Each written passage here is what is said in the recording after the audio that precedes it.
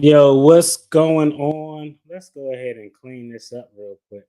What's up, everybody? I appreciate y'all for tuning in. It's a Sunday, and I never do a video on Sunday, but I did see something that was interesting, and I was like, let me just go ahead and do the video on Sunday. I'm gonna do it a little bit earlier than usual because 8:20 the Commanders is playing football, so don't nobody bother me. I'm definitely getting off here before that game starts. As always, my name is Marcus, and if you're tuned into the channel, hey, here we do attorney reactions to trending news and content. I'm a licensed attorney, licensed in many places, but none of those places amount to me being your counselor of law. So, long story short, that means find an attorney in your area, get financial advice from like a certified financial planner. Just don't listen to a talking head on YouTube, even if it's me, okay? Even if it's me. And I got to say that to keep the folks at the Bar Association happy. I want to give a round of applause to everybody who is already in the chat. Royster, Maddie, I see you all. A round of applause to you all as well. And in an effort to try, I started 8. Oh yeah, Real Housewives of Potomac. I don't know nobody on there no more. So, but in an effort to try to provide a little bit more structure to the show, I'm going to try to. I want to make it a little bit more organized. So we want to keep the legal theme going. So we're going to have 3 segments. Generally, anytime that I start a live stream. First segment is, of course, I gotta have a lawyer name because that's what it is. That's what your boy do. It got to be something with some legalese. It's going to essentially be a status conference. That means we just going to talk about what's going on. I'm gonna chime in with the chat. So it's not going to be too long, 5 to 10 minutes. Then we're going to transition to pre-trial motions, where I touch bases on a few stories, relatively short, 5 to 10 minutes tops, to just some interesting stories before we pivot into the actual trial, which is the meat and potatoes of the story that we are going to talk about. So, with that being said, I did have a question I wanted to ask y'all. Most people get paid twice a month, right? But when you get paid twice a month, you have like 2 months out of a year when you get a third paycheck. And I wanted to know, what do people do with that third paycheck? Like for me, I essentially plan everything on getting paid twice a month. That's how I set my budget up. So in those 2 months, when I get that third paycheck, it's just additional funds that I can use to whatever invest, put in a savings account, vacation, whatever it is. Do people track it like that, or is that just a me thing? Because I was thinking about it, because this is a next month is a 3 paycheck month, and I purchased my son car. It wasn't no luxury balling ass car. A friend of the family had a vehicle that they were getting rid of that's in good shape. So I was like, you know what? I'll take that off of your hands because I just don't want them driving my shit. And it's a Toyota Camry, much more reliable. He don't need to be in anything that I got just so he can mess it up.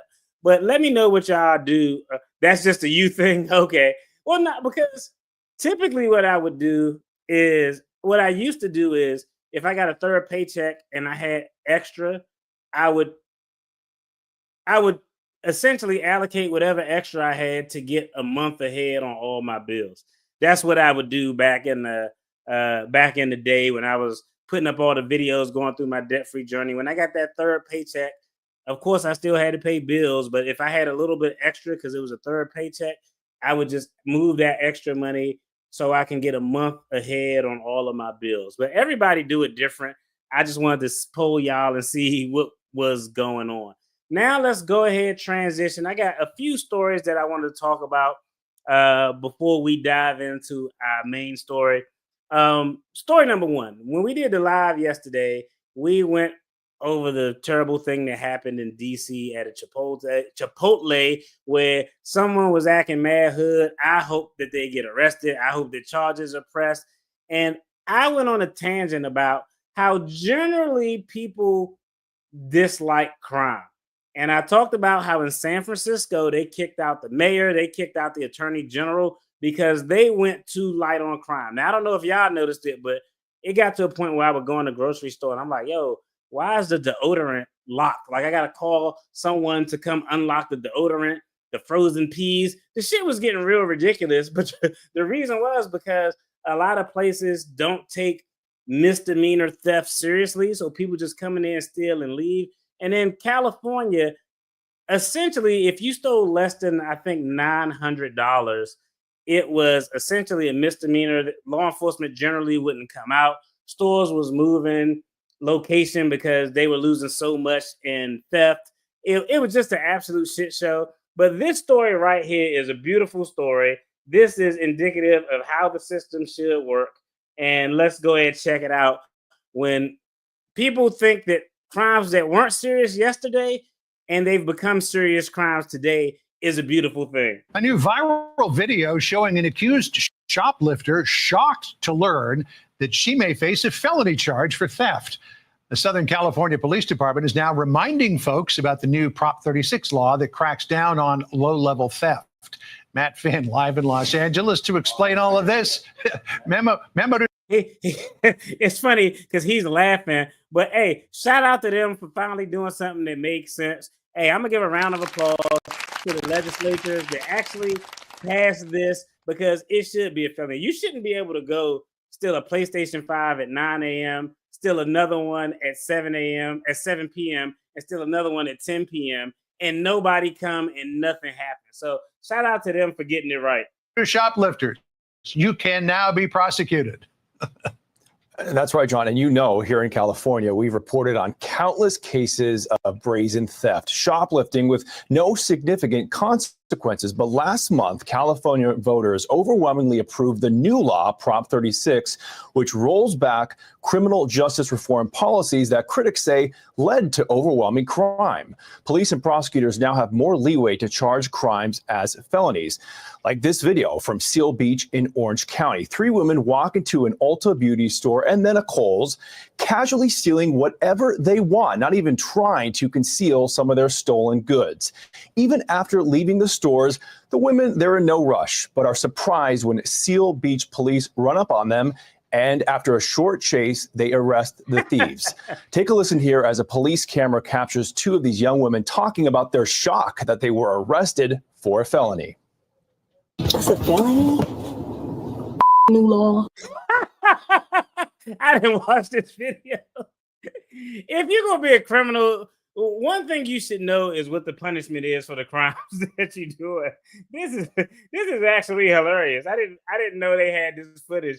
This is hilarious. Let's run this back.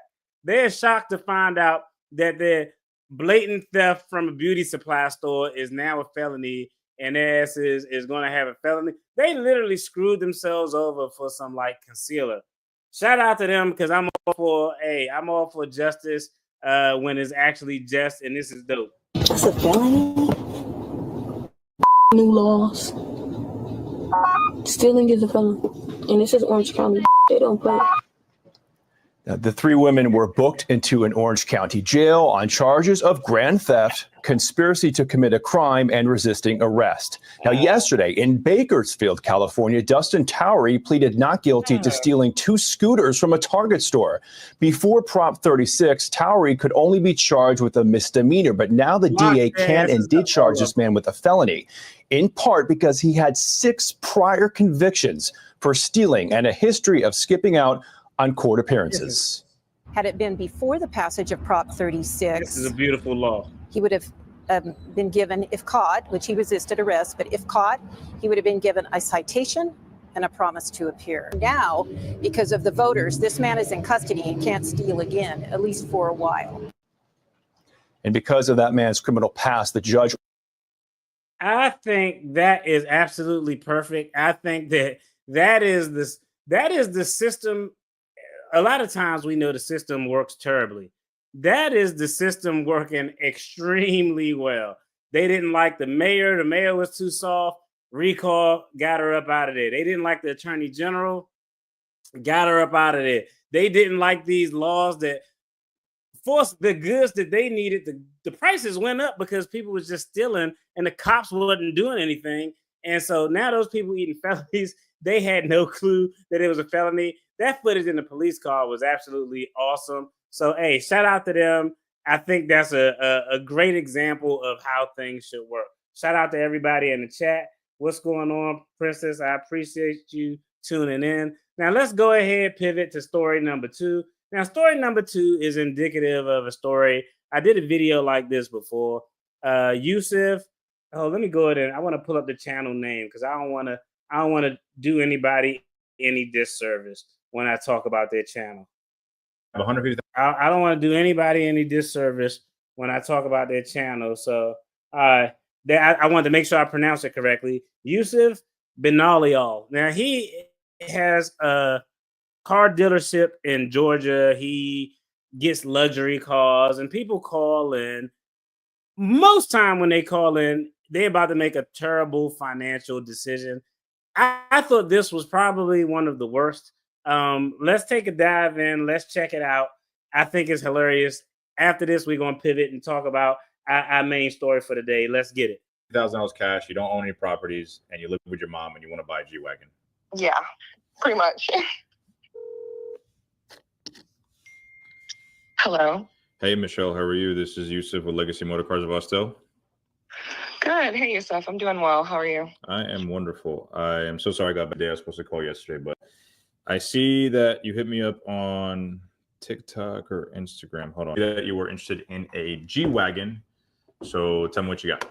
I've been looking at your content online, so I'm going to send you on a mission for the G-Wagon. I know you go to auctions and buy people's cars, so I was seeing if you can get me one as soon as possible. As far as the auction videos, I know I get a lot of like interest in that. I go to the auctions to buy people like vehicles at retail, so I save the money. I make some money. Have in mind, what's your budget? So I have about like 150 in cash. Hey, $150,000 in cash is a really big deal. Shout out to her. As I heard this, shout out to her for having that much money in cash. It's a little too cash heavy for me, but if you're saving to get something, so far so good. How much you got? $150,000 to get a G-Wagon. G-Wagon, I'm thinking 210, 190, 210, 225, depending on the mileage. But so far so good. She's not doing anything that's too stupid. All right, $150,000 in cash. Yeah. I like that. Okay, what do you do if you don't want to ask? I don't really want to say, but let's just say I work in the entertainment industry. Maybe I might need to switch careers. Okay, so entertainment industry. I don't know. She either on the pole, OnlyFans, but whatever it is, to have $150,000 in cash for a vehicle you want is a hell of an accomplishment. Most people, that's like money to buy a nice ass house. So far so good. Not judging her profession, but so far she not working with absolutely nothing. All right, so $150,000 cash, and you're looking for a G-Wagon. Any specific spec? So I really would like it to be black exterior, preferably with red interior, but definitely low miles. The $150,000 like budget, more like a G550 territory. You wanted a G63 AMG? Yes. I possibly find something for $150,000. I'm not saying that's a no. It just may take some time. But you have $150,000 cash. Who financing the rest? Well, so my credit's bad. Okay. How bad? 550, maybe under. Okay. I make good money though. So 550 credit score. I'm sure I can get you approved with it. If you're putting down $150,000, I'd say a good G63 would be between like 170 to 195, like a good spec with low miles. How much do you pay for rent? Well, so that's the thing. I don't pay anything for rent. No rent. No rent. Got sitting on a ton of cash. So far, not the wildest. We're not going to judge nobody's profession. Do what you do, long as it's legal and you happy. But so far, so good. Credit score is a big cause to pause. $150,000 cash and a 500 credit score. To me, that means that you got some debt that you don't pay. I would probably say, why don't you take the 150 and use that to pay off whatever it is you owe? Because your credit is a 500 for a reason, but it is what it is. I live with my mom. Oh, okay. Well, She live with her mom. Hey, shout out to moms. Shout out to moms for supporting her child. Hey, you might want to go ahead and get you a place, but no rent, $150,000 cash, terrible credit, probably got some debt if she's sitting on a 500 credit score. I don't know. I think it's some smarter things she can do with this money personally. shouldn't you be buying a house with this money? I know, right? And why your credit's so low? Do you have any repos, any like collections, any judgments? I mean, I had like a credit card when I was 18, but I just haven't really done anything with it. Okay. Was that charged off? Yes. And where do you live? I live in Alabama, but I traveled to Atlanta for work. Okay. Got you. All right. So God damn, she going from Alabama to Atlanta to bounce that ass for cash. yeah, I mean, look, I can send you some options if you don't nice mind. Just send a drive. proof of funds, so just a That's screenshot of crazy. your bank account. Maserati that you want to trade in as well? Yeah, I have a 2019 Maserati Levante. Okay. It has 167,000 miles on it. Oh my God, you driving? I'm telling you, I travel. All right, I see it's got an accent on it. All right, let's go ahead and jump off this because I want to dive into the main story. But that's actually his calls that he get.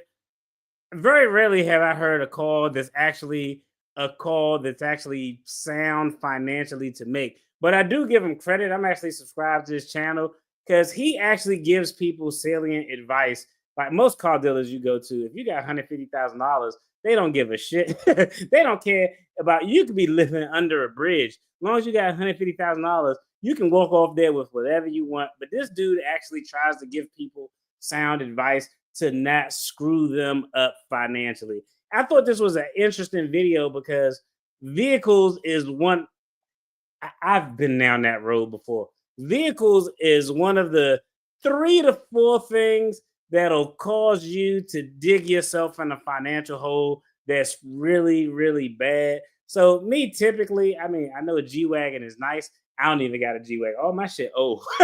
All my stuff old. But I like things that are paid for. But generally, you can make one bad decision that may not kill you. You just can't make compounding bad decisions.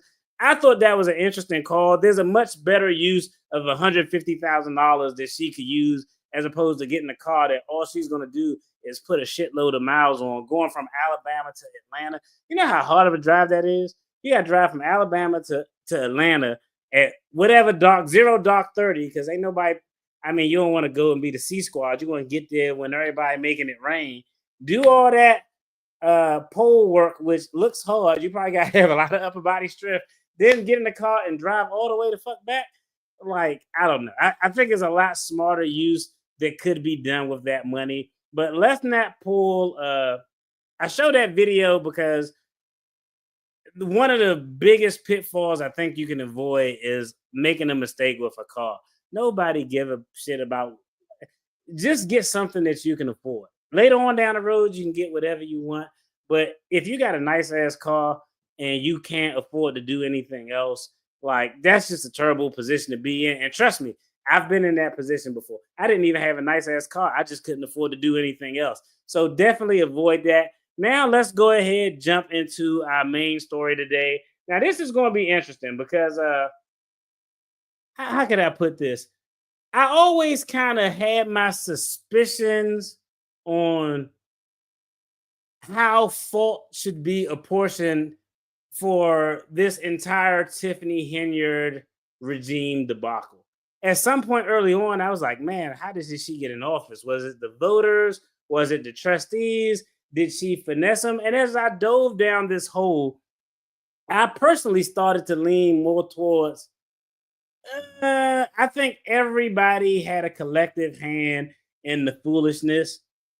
But the most blame, I think, in my personal opinion, goes to the trustees with regard to her holding a position as the township supervisor. Now, I know y'all gonna say, nah, she probably finessed them or it was the voters' fault. The voters voted for the trustees to be in those seats.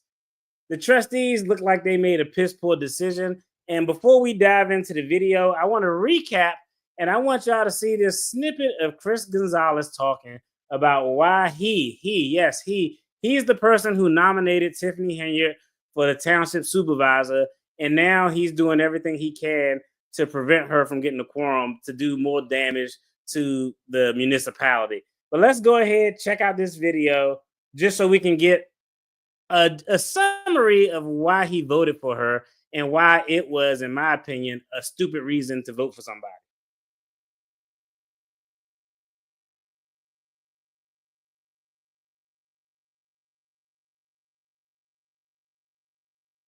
Through some other trustees were suggesting names that were not voted through. So it comes all the way down to 12 minutes before midnight on the legal deadline. This is in March of 2022 now.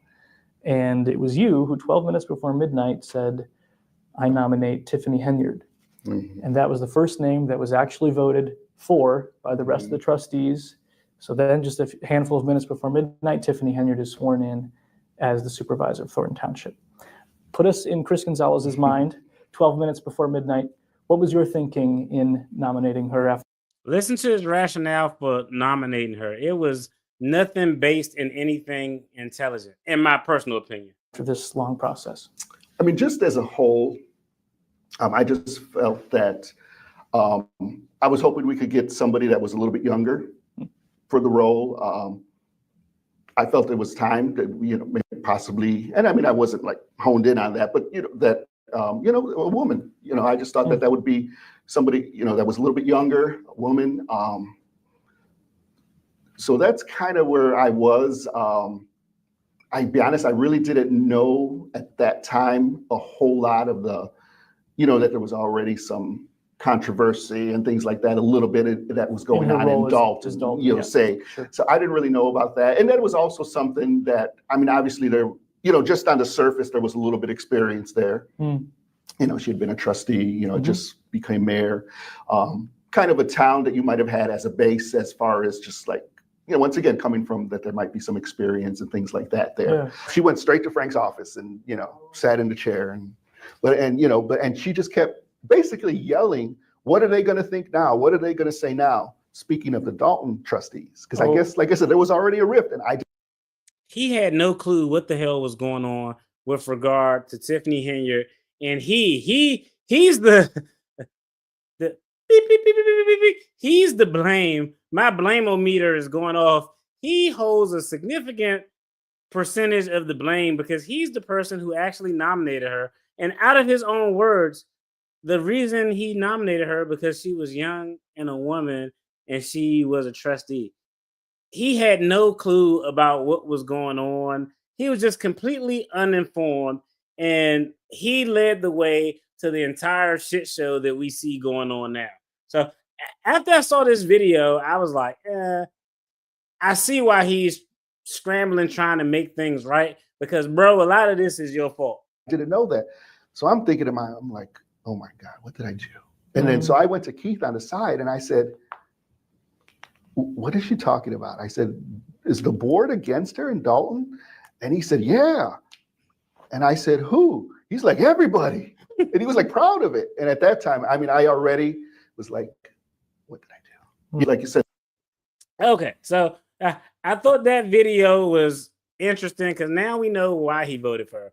Now, I mentioned this channel today. Shout out to the Lansing Journal. And I really, normally if I see content from somewhere else that I want to use, I'll go through it and I'll kind of timestamp it. But as I actually listened to this content, all of it was valuable. All of it painted a picture. And all of it really allows me to do what I thought was probably the right reason for all of this in the first place. Place the significant portion of the blame on the trustees. So we're going to check out this video. I'm going to pause it intermittently. I'm not going to do too much talking because I want to get through it. We could talk about it on the back end, but I'll pause it intermittently to talk about certain things. But this is actually an interesting video. So they're talking about in 2022, Frank Zuccarelli is out there. It's 0 dark 30. They have to nominate someone before the time clock strikes, whatever, a certain time. He's the one who nominates Tiffany Henyard for no reason at all, just because of identity politics. And then afterwards, he realized that he might have made a mistake. That's goofy. He should have kept that to himself. But shout out to him for being honest, no matter how terrible it makes you look. All right, let's go ahead and jump into this video. Very interesting video, and it details a lot of things. And y'all make sure if you want to see the video, Hello, y'all can everyone. check it out I on the am Melanie Lansing Journal. Youngsma, publisher of the Lansing Journal. We are Lansing's only newspaper, and our mission is to keep our diverse community informed and connected. We've been covering the drama surrounding Tiffany Henyard and Thornton Township for a long time. And today, I want to share some information that will help connect the present conflicts with some things that happened in the past. Certain questions bubble up from time to time. Recently, with Thornton Township board meetings being canceled due to lack of quorum and special meetings being called with special agendas, I think some context from the past would be helpful to understand what's going on with these boycotts and cancellations. At the heart of this current conflict is the vacancy on the Thornton Township board right now. Trustee Jerry Jones resigned on October 7, 2024 with a handwritten note. According to township procedure, the board has 60 days to select and approve someone to fill that vacant seat. If they cannot accomplish that replacement within those 60 days, then that decision is given to the electorate, the broader population of Thornton Township, at a public meeting. I have never been to such a meeting because they don't happen very often. But from what I understand, a public meeting like this would be similar to a caucus. People would be allowed to nominate candidates to fill that vacant trustee position, and a public vote just would be taken. Automatically as a matter of course. Here's the reason the historical context is important. In 2022, the Thornton Township Board also faced a 60-day deadline to fill a vacancy. That was when Tiffany Henyard was nominated to fill the supervisor seat. That seat became vacant when Supervisor Frank Zuccarelli died. He died on January 3, 2022. The board then had until March 3 to appoint a new supervisor. I looked up the agendas and minutes of the 6 meetings held by the board without a supervisor. They met 6 times between Zuccarelli's death and Henyard's appointment. There were actually supposed to be 7 meetings, but one didn't have a quorum, so that meeting didn't happen. Even so, this board had 6 opportunities to appoint someone to fill that vacant seat. On January 10, there was a meeting. On January 11, there was a meeting. Also on January 25 and February 8. February 22, there was supposed to be a meeting, but there was no quorum. Then there was a meeting on March 1 and on March 3. Now, if you are interested in these minutes, you can access them from the Lansing Journal's website. For this video, I just want to mention a few things that caught my attention while I was reviewing those minutes. First, there were a lot of closed sessions, and those closed sessions were often long, an hour, 2 hours sometimes, and we don't know what happened during those sessions because they were closed. Second, I don't know if this is significant or not, but it caught my attention. Trustee Joyce Washington was appointed supervisor pro tem, or pro temp, as the minutes say, on January 10, the first meeting following Zuccarelli's death. At that January 11 meeting, after a closed session, Washington was also appointed deputy supervisor, quote, with a stipend of 5% of salary. I don't know if that's 5% of her trustee salary or of the supervisor salary, and I don't know if it's standard practice to pay the interim person a stipend, but there it is, it's in the minutes.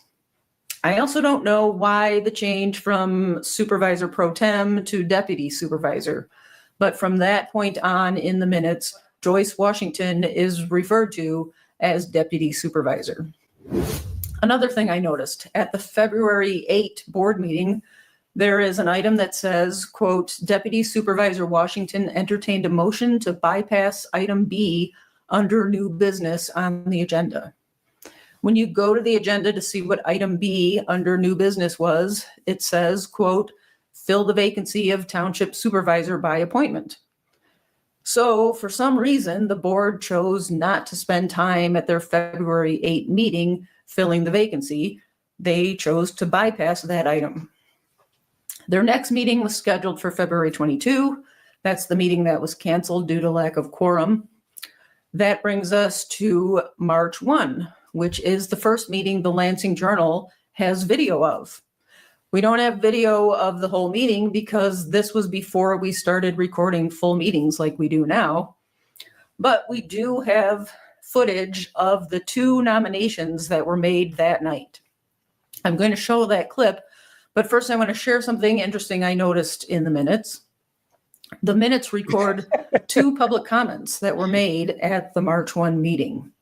First, Pastor William Fleshman of Dalton is recorded as saying, quote, "The appointment must come from this board and be from among you, those who were handpicked and currently sit in the seat of trustee, because Frank Zuccarelli saw something in you that you may not have seen in yourself." So I disagree there with the was a pastor certain completely. feeling, maybe some The board pressure shouldn't promote that the choosing the replacement, next or shouldn't supervisor appoint the should replacement be a because board the decision, deceased guy, rest not in a peace, people's choice. saw something in you. The Second, voters there was saw a public something in comment you. made by Y'all South should do Howland y'all damn resident job. Don Core Parker. He's recorded as saying, quote, "These 4 trustees owe it to all of us out here to go into the back room and come out here with someone victorious, no matter who it is, as long as it's one of our family members that we need to get behind for re-election and support going forward." No matter Now, who it Don is. Core Parker is the person we see Terrible. supporting Tiffany Henyard at the next meeting. So that's interesting. But let's get to the video from the March 1 meeting. 2 nominees were presented, Cassandra Elston and Jerry Jones, and they were presented after a 2-hour closed session. Here's what happened.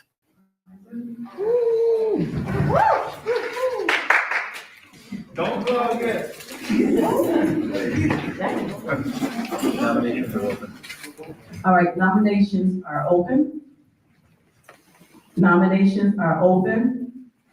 I nominate Cassandra Elston, Thornton Township Supervisor. Have a second? Yeah, I second. There's no second. Nominations are still open. I nominate Jerry Jones. No, not yet. We're waiting for a second. That on second.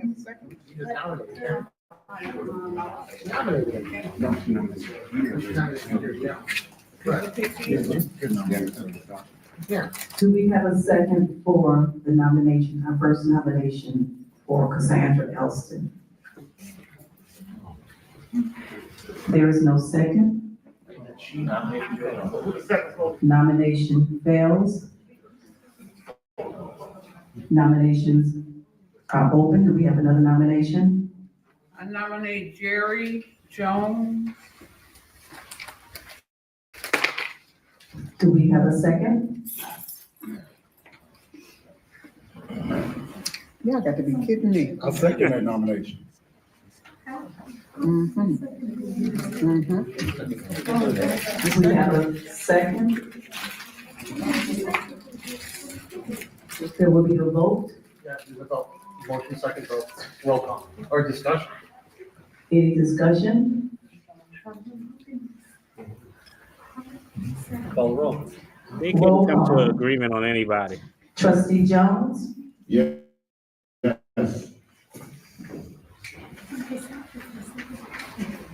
Trustee Gonzalez? No. Trustee Gray Everett? Abstain.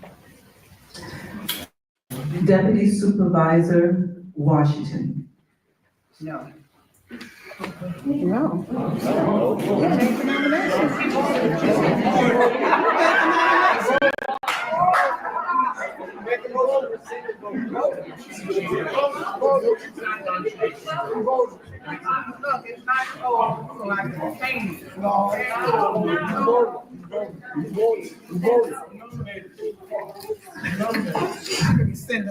Deputy Supervisor Washington?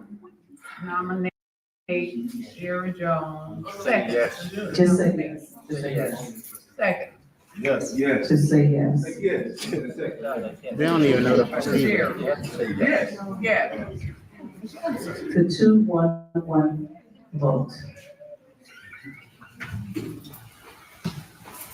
No one is elected. It fails.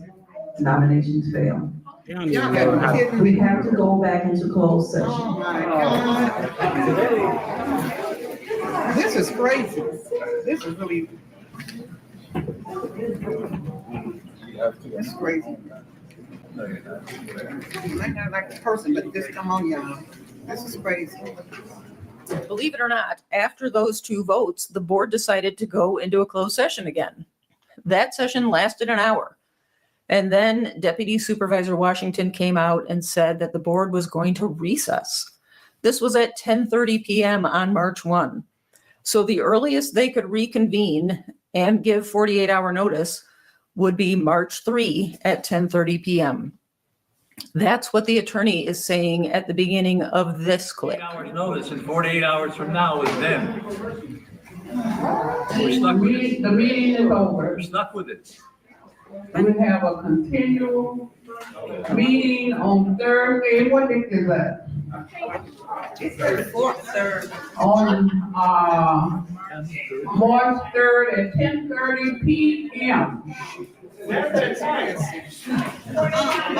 Okay, so the trustees couldn't get it together. They nominate someone, they get a second, they vote. There's not enough votes. If there's a tie, the clerk is allowed to vote and break the tie. They just couldn't get it through. So they going back and forth between these BS votes that aren't appointing anybody, aren't passing because they just don't have enough votes one way or another. Then they'll go back in a closed session, argue behind closed doors for an hour, come back out. Same thing is happening. They just can't figure it out. Now they have to push it off 48 hours because this law requires 48 hours before they can reconvene to do this again. Meanwhile, the clock is ticking because if they wait too long, the vote leaves from the trustees and actually goes back to the people. So I'm going to jump fast forward a little bit here because there are 8 attempted nominations at the township for the township supervisor position. 8. This is actually ridiculous. 8 nominations. Let's pick up with these 8 nominations, what happened, why they failed, and how they ended up with Tiffany Henyard. Out of pure, I think they just had mental fatigue and just didn't give a shit personally. So already you get a sense of how dysfunctional this is. In fact, the headline of the article I wrote about that meeting was "Confusion Marks Attempted Appointment of Zuccarelli Replacement." You can see how weary Joyce Washington looks in that clip. And I just got the impression that the board was so used to having Frank Zuccarelli handle everything, they just didn't know how to run a meeting without him. I agree 100%. That's one of the first things that I think we all collectively agreed on. I don't even think they know the rules or the processes. Even in the last video, the lady was supposed to say yes because it's up for a vote, not a motion to move into a vote. And she needed 3 people to tell her, just say yes, because she wasn't even aware of the process. Anyway, the March 3 meeting was just as dysfunctional. Again, we don't have video of the entire meeting, but Josh Bootsma and I co-wrote an article that summarized the proceedings, so they are documented. And I'll link to that in the description if you want to read that article. Despite the approaching deadline, the meeting started with a closed session again, about 20 minutes. Trustees came out of that closed session and went through a series of 4 nominations that failed. First, Chris Gonzalez nominated Cassandra Elston.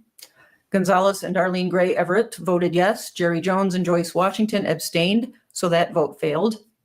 Then Joyce Washington nominated Jerry Jones. Washington and Jones voted yes. Gonzalez and Gray Everett voted no.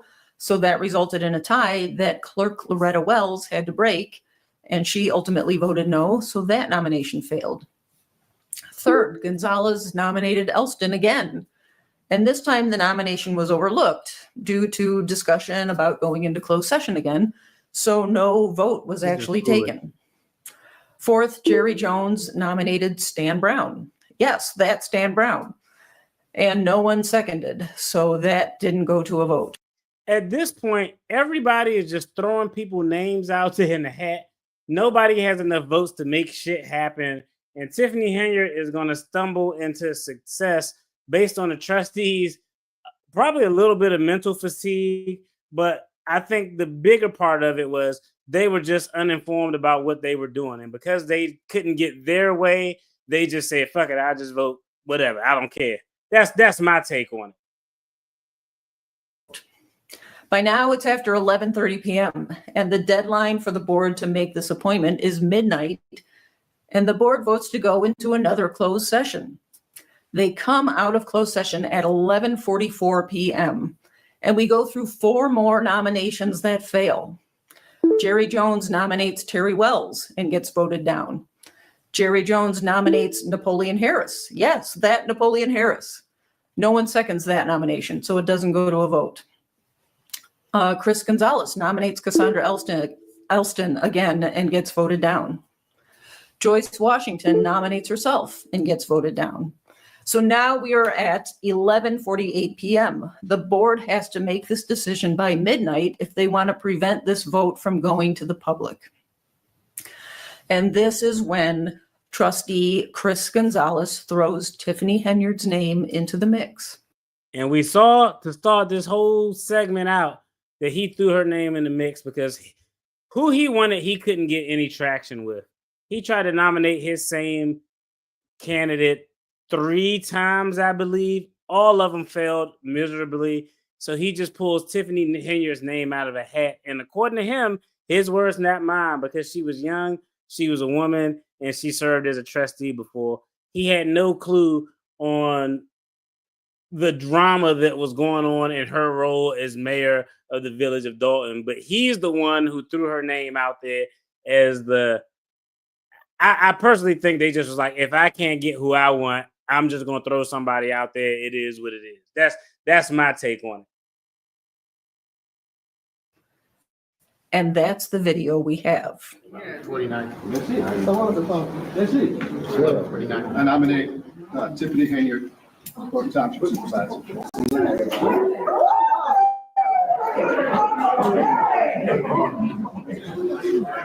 You all are making a mockery out of this one. This is not a joke. This is ridiculous.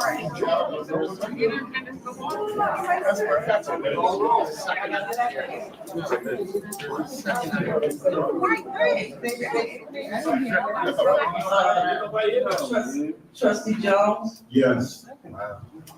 Trustee Gonzalez? Yes.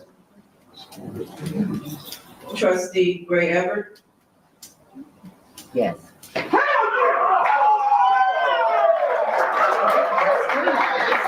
Trustee.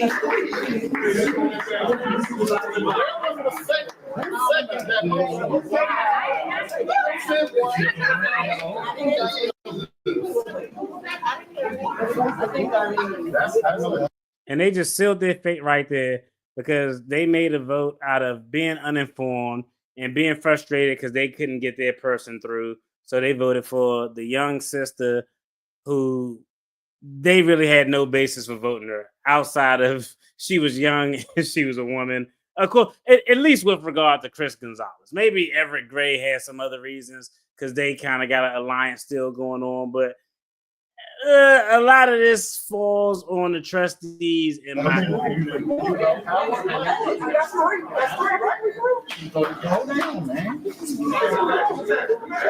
Security, yes. And she has to sign the warrant, and she's got to take the oath in 9 minutes. Let's go.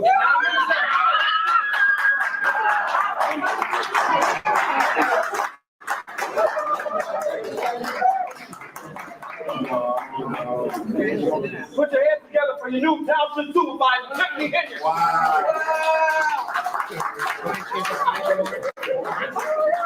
This is ridiculous. How can she do that? Y'all can have it, baby. Y'all can have that shit.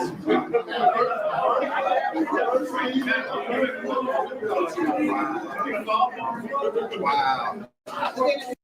That's in the books. That's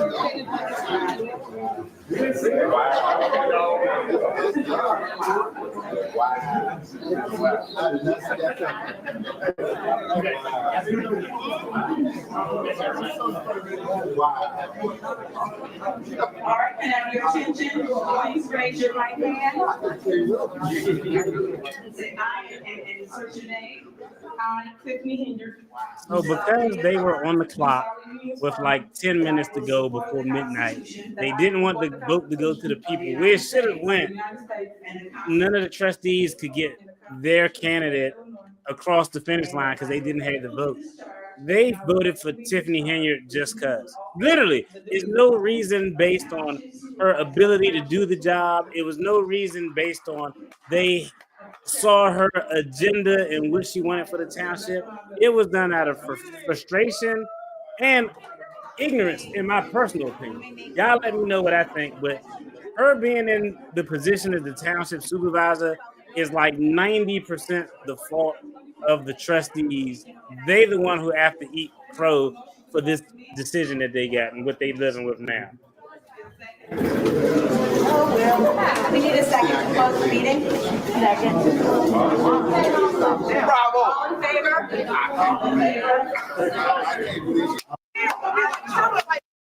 Do what happened in 2022, you get. So when you review what happened in 2022, you get a better sense of the conflict that is in play now in 2024 and 2025. For example, as we saw on March 3, 2022, when there is a tie vote on a candidate to fill a vacancy, the clerk is allowed to vote to break the tie. This is why trustees Carmen Carlisle and Chris Gonzalez have avoided meetings where a replacement trustee is on the agenda. If it's on the agenda, it can come to a vote. And given the current board alignment, it's likely that a vote on a candidate put forth by Supervisor Henyard would result in a 2-2 tie, with Henyard and Trustee Gray Everett voting against trustees Carlisle and Gonzalez. If that were to happen, Clerk Wells would be called upon to vote to break the tie. And there's no telling how she would vote, especially since the name of the proposed candidate is not even known. So that's why Carlisle and Gonzalez have been avoiding meetings where they could be forced to vote on a trustee candidate. And that's why when they put together their own agenda of essential business, they don't include that order of business. They are willing to take care of necessary items to move the township forward, but they don't want to be forced into a tie vote. Also, if you have heard Chris Gonzalez talk about how he thinks this vote should go to the people, it's because he's recalling what happened in 2022. The board then was determined not to let the vote go to the people. And on March 3, in a desperate attempt to get the vote done before midnight, they approved a candidate they hadn't vetted. Gonzalez doesn't want that to happen again. And the fact is, the 60 days are up. This trustee replacement process now should legally be turned over to the people. Not only are the 60 days up, but a petition has been submitted for a meeting of the electorate. So legally, that meeting has to happen now. As of this recording, we are still waiting for a date and time to be set.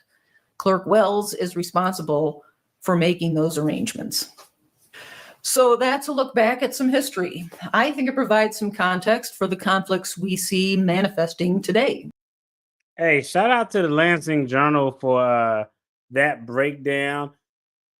Tiffany Henyard being the supervisor of the Thornton Township is like 97% the fault of the township trustees. No one else. I mean, yeah, I get it. Voters vote for trustees that they want. I don't even understand the process. Like, I don't understand. I don't know. I kind of get it. I know it's kind of like that in other political arenas, but it just doesn't make sense to me. If a trustee resigns, the board gets to replace that trustee. It seems it should be the inverse. It should automatically go to the people to vote, and they should have a runoff. I'm just not a fan of allowing the trustees to select. The trustees selected, and we see what that got us. It got them into a entire crap show where they may have financial problems that it's going to take them 8, 12 years to potentially get from underneath. But when we look at who is responsible for Tiffany Henyard being supervisor, it's not the voters, even though the voters voted for the trustees that they wanted. It's not the voters, it's the trustees. The trustees were the trustees were the equivalent of an uninformed voter who got all of their information on who they're going to vote for from TikTok. She young, she black. I like her dances. We even seen that in the documentary. One guy was like, I like her dances. I thought she was kind of hip. Like, bro, what? None of that shit is a basis to vote for anybody for anything. I don't care if it's something that you think is a nominal position. You got to have some understanding of who the hell you're voting for. Anybody probably would have been better than her, but they couldn't get their votes through out of frustration. And I think they were just like, well, if I'm not going to get my person, you aren't going to get your person, and we just going to take whoever the hell we throw out there. And now they're all paying the price for it. And honestly, I'm going to be honest, like that in addition to the supervisor position, I think that whole trustee board needs to be just wiped the hell out. I think they have shown, this is just my personal opinion. I'm not a resident there. You all let me know. But I think they showed a certain amount of lack of judgment, incompetence, and a total disregard for what's in the best interest of the constituents. I think once a politician has those three things, you need to get the hell out of there, in my personal opinion. Y'all let me know what y'all think in a comment. I thought that was a great video. It was probably about 7 to 10 minutes left where they break down some other things. So if y'all want to check out that video, y'all go ahead over to the Lansing Journal's YouTube channel. I'll put a link to that channel in the description to this video or in the pinned comments. That's it. I just wanted to talk about it. Y'all let me know what y'all think in the comments. And I'm also going to put a poll question up. If Tiffany Henyard, I'm going to give y'all the poll question now. If Tiffany Henyard was allowed to name her nominee for a township trustee, who would it be? And I'm going to put a list of 4 or 5 people up there. I'm going with the food pantry guy. I think the food pantry guy is finessing his way to try to get a job. Personally, I think the food pantry guy is the person she would try to plug in that position if she can get them to have a quorum, because she can manipulate the vote because she has the clerk on her side if it ends in the tie. Yeah, that's a good one too. That's a good one too. I don't know. I'm gonna put a poll question up. We're gonna see how it play out. The food pantry guy been going a little hard though. He been going hard for a reason. Like, I don't know. Like, you don't go this hard as the food pantry guy to you challenging candidates and getting them thrown off the ballot as the township supervisor as the food pantry guy. I don't know. I feel like the food pantry guy is politicking out of well, they both show her loyalty. But I don't know. I would probably bet my money on the food pantry guy. In any event, that's it for this video. I'm about to jump off here because it's about to be game time and the Commanders are about to do their thing. Tomorrow, I'm going to drop a pre-recorded video. Channel members will get early access to it, so y'all probably be able to see it tonight. And it's going to be interesting because it's going to be a little bit about the what happened to the toys with the invoices. Brief video. Nothing too deep, but it's gonna be an interesting video. Y'all take care. Have a good one. It could be anybody. It could be her boyfriend. she can nominate her boyfriend for all she know, or her sister-in-law, or her cousin. It's absolutely ridiculous. Yeah. Y'all have a good one. Take care. Be safe. Peace.